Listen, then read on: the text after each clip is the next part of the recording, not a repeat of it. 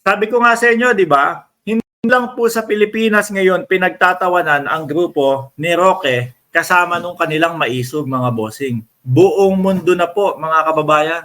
Oh. Doon sa ginawa nilang pamimeke, no? Nung video na yun daw ay pangulo natin, nako, kumalat na po. Miski sa labas ng bansa, mga bossing. Looks like drug use has... Wait lang po ha. Ayan. Oh, balita na yan sa ibang bansa, mga kababayan. Tingnan nyo po, akala nila sa mamamayang Pilipino lang nila ipinapahiya ang ating bansa. Ayan ang resulta. No? Sikat ang Pilipinas sa ibang bansa, sa buong mundo. Pakinggan ho natin mga kababayan. At hindi lang ito natatapos doon sa mga nag-play ha. Hindi lang ito natatapos doon sa mga nag-play o nagpakita, nagpalabas nung peking video ng Pangulo. Balita po sa ibang bansa, kumokonekta ang dating Pangulong Duterte, no? Kumokonekta ang dating Pangulong Duterte doon sa video na yon. Oh, na kumbaga kasama daw siya. Balita po 'yan sa ibang bansa. Hindi po porket si Roque nag-play, si Maharlika ang ganito, ganyan. Nauugnay po ang dating Pangulo. Tingnan niyo yung kagagawa ninyo. Tapos sasabihin niyo, hindi. Oh. Magkakasama ho sila sa mautog nila eh. Magkakasama sila sa maisog nila eh. Oh, paano sasabihin hindi? Diba? Oh, sabi ni Super Jack, hindi peke yun, Mark. True yun. He. Mukhang magpatingin ka ng mata mo. Baka saliwa ang tingin mo. kaya totoo para sa iyo. Oh, sabi nga ni Banat Bay, sabi ni Banat Bay, hardcore DDS nyo na yun, ha? Sabi ni Banat Bay, hindi totoo. Madaming mga editor na ang nagsabi, hindi totoo. Inedit lang. Tapos yung mga OTAP supporters, OTAP vloggers, totoo daw po. Anyway, pakinggan po natin itong balita sa labas ng bansa, mga kababayan. Moving to Asia, a video allegedly depicting Philippine President Ferdinand Marcos Jr. engaging in what looks like drug use has sparked ayan, di ba? Panoodin. Widespread controversy and outrage. According to the Department of National Defense, supporters of former President Rodrigo Duterte released the deepfake video just... Ano daw? Balita, sabi daw ng Department of National Defense, si dating Pangulong Duterte daw ang nag-release. Mukhang wala namang sinasabing ganun ang Department of National Defense. Ulitin natin, ha? National Defense supporters of former President Rodrigo Duterte released the deepfake video just before President Marcos was scheduled to hold the State of the Nation address on Monday. Mukhang mali yung na DND ang nagsabi nun. Wala naman sinasabing ganun ang DND. Pero mga kababayan, yung mga tao sa labas ng bansa natin, hindi maiiwasan na hindi isipin na kasabwat o kasama ang dating Pangulong Duterte diyan sa release na video na yan.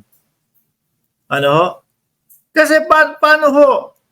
Sila magkakasama doon sa mautog. Sila yung mga nagpapabagsak sa gobyerno natin. Di ho ba? Ang kakalato niyan sa bansa, mga bossing, no? Ang kakalato sa labas ng bansa niyan o sa buong mundo, wala. Trying hard si Duterte na makuha ulit o maagaw ang posisyon ng pangkasalukuyang Pangulo. Ganun ho yan, mga bossing. Di ba? Napapahiya tayo. Napapahiya tayo. Ang iniisip niyan at sinasabi ni Duterte na kumbaga gustong magstay sa kapangyarihan ng ating presidente. Yung term extension ang isinusulong nitong magpinsa na Romualdez at Marcos Jr. Yung pala, mauugnay yun dito mga bossing. Yung pala, sila pala yung gustong manatili sa posisyon. Kaya nila ginagawa yan. Di ba? Eto. The Filipino Defense Secretary quickly moved to reassure the public, emphasizing that the military remains steadfast in its support of the president. He said, Tsaka ho, ang dami mga kababayan. Ang daming mga OTAP vloggers. Sinasabi, pinipilit nila. Kagaya na lang no si Macanyas. Anak ng tinapang matanda na yon. Nagbablog pa ba? Mukhang huminto na naman sa pagbablog. Mukhang malungkot na naman. Paano? Nadali na naman ng fake news daw. mukhang nadali na naman ng fake news. O, si Macanyas. Bakit to? Kung ano-ano pinagsasasabi na hindi niya naman alam Mukhang tahimik na naman. Pilit nilang pinapakalat, mga bossing, na kesyo daw ho, yung mga militar, kasundaluhan, mga kapulisan, pilit daw ho, kumbaga pinapababa na ang Pangulo. Wala naman po tayong alam na ganyan. Mismo pong Department of National Defense ang nagsasabi, walang ganyan. General Bronner nagsasabi, wala. 100% kami nakasuporta sa Pangulo.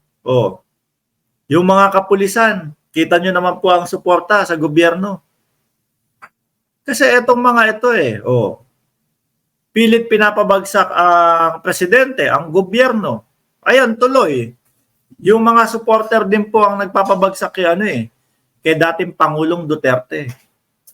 Di ba, mga kababayan? Yung mga supporter din po nila ang mga nagpapabagsak kay dating Pangulong Duterte. Nakakahiya ngayon si PRRD sa labas ng bansa. Biruin mo, iniisip niya mga yan. Nako! Si Digong sinasabi na gusto magpahaba ng extent ng kapangyarihan si PBBM. Siya pala itong nangaagaw. Di ho ba? Tuloy. It is obvious from the video that it is not our president. Their video is fake and obviously not real. Unquote. The Department of Sino ho ngayon ang papaniwalaan natin dyan? Yung mga OTAP vloggers na nagsasabi ho na ang Pangulo natin iyon? Siguro malalabo yung mata o talagang nabulag na lang po. Sabi nga nung pinaka-leader nyo ng mga DDS na si Banat Bay, di ba? Mismong sinabi na sa inyo, ang BO-BO nyo daw po. Biruin nyo leader nyo yun, sasabihan kayong BO-BO. Aanga-anga daw kayo kasi halata ng peke, pinigpipilitan nyo pa. Di ba, mga kababayan? Leader nyo, sasabihan kayo ng ganun. Which is, totoo naman yung sinasabi niya, aanga-anga kayo. Mahina ang mga kokote nyo. Di ba? Pinipilit nyo pa din na ang ating Pangulo yun. Sino papaniwalaan? Yung mga vlogger ninyo at kayong mga uto-uto. Itong Department of National Defense Secretary, Gibo Chodoro. Justice also joined in condemning the video, vowing to identify and prosecute those behind it. And to further debunk the video's authenticity, the police department's forensic experts held a news conference where they compared the facial features of Ayan kitang-kita yung pagkakaiba po. Hugis na mukha at the same time, yung haircut ng Pangulo dyan, doon sa totoo, wala namang naging haircut ang Pangulo dyan, yung parang flat-tops na buhok. Di ho ba? Halatang halata, mga bossing. Kaya ako dapat, mga kababayan, dapat madiin dito yung mga nagpakalat, yung mga naglabas. Ako gusto ko ma-disbar dito si Roque. No? Sa kanya ko unang nakita, sa kanya ako unang napanood na with matching gigil pa, pero iba yung gigil niya Iba yung gigil ni Roque doon sa pulburon video na yon at iba din yung gigil niya doon sa gusto niyang paghubadin ng ng kamiseta si Ronil Yang. Doon medyo may kilig ng konti si Attorney Harry Roque kay Ronil Yang habang pinapatopless habang habang gustong palabasin yung katawan na hubad ni Ronil Yang. Pero syempre, to the rescue si Maharlika dyan. Ako ang nagpalabas, ako ang nagplay, ako ang nagpakita. Guro, nasisisi na siya ni Roque ngayon. Eh, ikaw kasi, ganito, ganyan. Oh. Ngayon, ako, taga-Pilipinas ako, Pilipino ako. Yari ako sa batas ng Pilipinas. Di ba? O, kaya ngayon, super ako si Maharlika. Ako yan, ganito, ganyan. Bakit idadamay niyo yung mga taong ganito? O, si Roque yung tinutukoy niya, tsaka si Glenn Chong. Ewan ko na lang. Baka magtago na din yung dalawa na yan. O, baka biglang bumalik sa dating issue si Glenn Chong na matagal niyang ginamit, yung si Richard Santallan. Biruin mo, no? Hanggang sumikat siya, gamit na gamit yung pangalan na Richard Santillan, mga kababayan. Iyo ba? Anyway, naku po, eto na tayo sa exciting part, mga kababayan. Eto na tayo sa exciting part, mga kababayan.